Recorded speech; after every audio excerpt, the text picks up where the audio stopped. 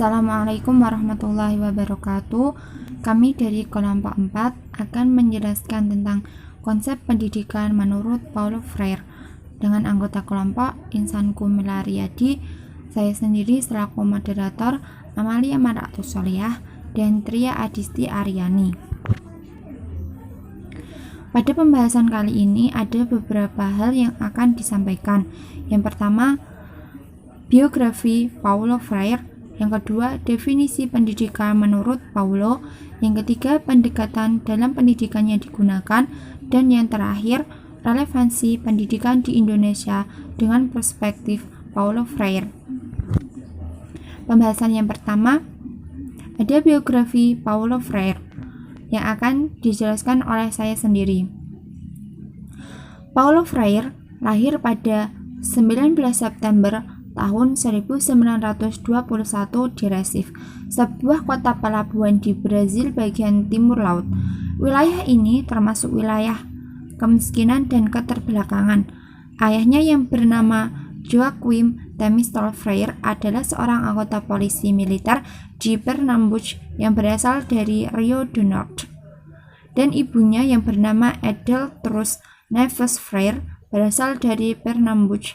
Beliau beragama Katolik yang memiliki sifat lembut, baik budi, dan adil. Pada tahun 1967, Freire menerbitkan bukunya yang pertama, yang jika diterjemahkan ke dalam bahasa Indonesia akan berjudul Pendidikan sebagai Praktik Pembebasan. Buku ini disambut dengan baik, dan Freire ditawari jabatan sebagai profesor tamu di Harvard pada tahun 1969. Paulo Freire mendapatkan beberapa penghargaan yang didapatkan atas pemikirannya dan perubahan yang dibawanya dalam dunia pendidikan. Di antaranya, yang pertama, penghargaan Raja Baudouin atau Raja Belgia untuk pembangunan internasional. Yang kedua, penghargaan bagi pendidik Kristen terkemuka bersama istrinya Elsa. Yang ketiga, penghargaan UNESCO tahun 1986 untuk pendidikan untuk perdamaian. Pembahasan selanjutnya akan dijelaskan oleh Tria Adisti Aryani. Definisi pendidikan menurut Paulo Freire. Menurut Freire sendiri, dalam bukunya yang berjudul Pendidikan Kaum Tertindas, yaitu pendidikan kaum tertindas ini yang dijiwai oleh kedermawanan sejati, kemurahan hati humanis atau bukan humanitarian, menampilkan diri sebagai sebuah pendidikan bagi seluruh umat manusia. Pendidikan yang dimulai dengan kepentingan egoistis kaum penindas atau egoisme dengan baju kedermawanan palsu dari paternalisme, dan menjadikan kaum tertindas sebagai objek dari humanitarianisme mereka, justru mempertahankan dan menjelmakan penindasan itu sendiri. Dia merupakan sebuah perangkat dehumanis. Itu pula sebabnya mengapa, sebagaimana telah kita tegaskan sejak awal, pendidikan kaum tertindas tidak dapat dikembangkan dan dilaksanakan oleh kaum penindas. Pendidikan bagi Paulo Freire adalah jalan menuju pembebasan umat manusia yang permanen dan terdiri dari dua tahap. Tahap pertama adalah masa di mana manusia menjadi sadar akan kebebasan mereka dan melalui praksis merubah kesadaran itu.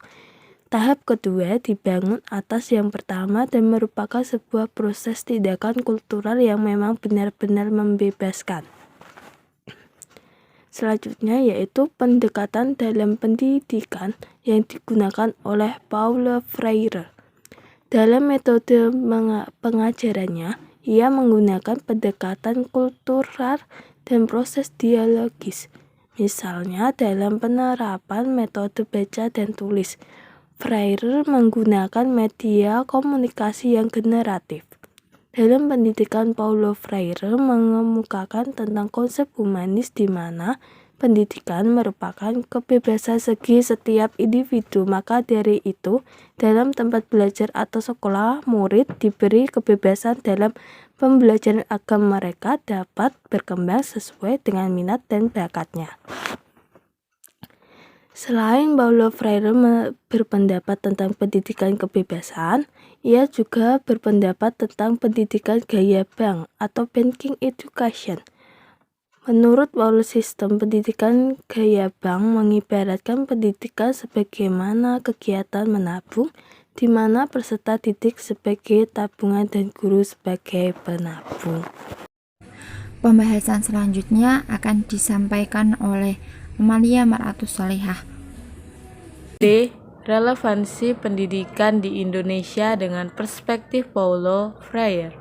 Relevansi pendidikan di Indonesia dengan perspektif Paulo Freire yaitu 1. Kebebasan belajar yang diberikan kepada siswa, sehingga peserta didik dapat mengembangkan minat dan bakat yang dimiliki.